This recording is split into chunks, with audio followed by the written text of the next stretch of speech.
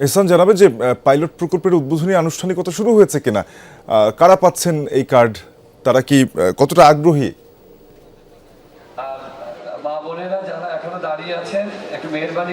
Shafin, pilot প্রকল্পে খুলনার মহানগরে 14 নম্বর ওয়ার্ডে এই প্রকল্প শুরু হয়েছে। প্রাথমিকভাবে 4187 জন এই প্রকল্পের প্রাথমিকভাবে মনোনীত হয়েছে নারী এই ফ্যামিলি কার্ডের জন্য।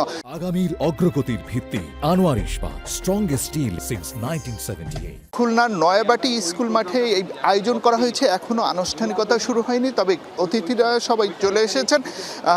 হয়তো আর কিছু সময়ের মধ্যেই আনুষ্ঠানিকতা শুরু হবে। যারা ফ্যামিলি কার্ড পাবেন তারাও অলরেডি মাঠে জড়ো হয়েছেন, তারা খুব উৎসাহ উদ্দীপনা নিয়ে এসেছেন। এই যে নতুন ধারার যে বাংলাদেশ সৃষ্টি হচ্ছে তার সাথে যুক্ত হতে পেরে তারা খুব খুশি, এবং তারা মনে করছেন যে এই যে টাকাটা তারা পাবেন এটা দিয়ে তারা হয়তো কেউ ব্যবসা করার স্বপ্ন দেখছেন, কেউ স্বপ্ন দেখছেন বাড়িতে অন্তত তাদের বেসিক নিডটুকু পূরণ হবে। অন্যদিকে নারীর যে ক্ষমতায়ন সেটা কিন্তু এই ফ্যামিলি কার্ড প্রদানের মাধ্যমে নারীর ক্ষমতায়ন বাড়বে।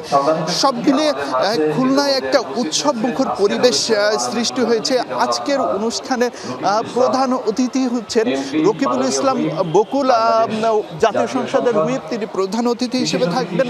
আর বিশেষ অতিথি হিসেবে আছেন খুলনা জেলা প্রশাসক, খুলনা সিটি কর্পোরেশনের প্রশাসক নজরুল ইসলাম মঞ্জু।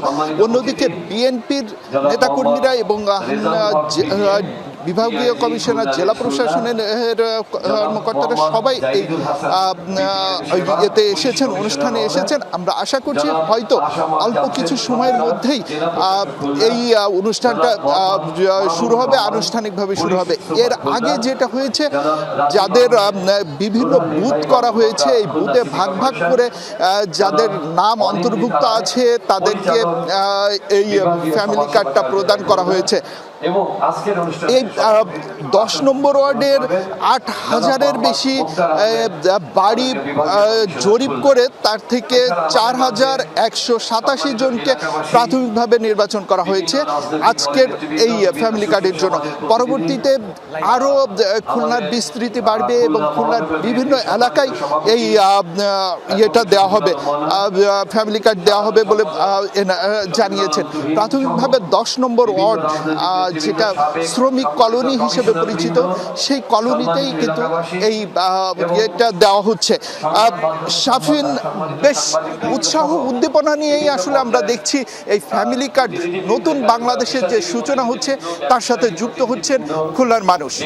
শাফিন, এহসান, আমরা দেখছিলাম সেই সুবিধাভোগী নারীরা এবং খুলনার প্রশাসনিক কর্মকর্তারাও সেখানে উপস্থিত হয়েছেন।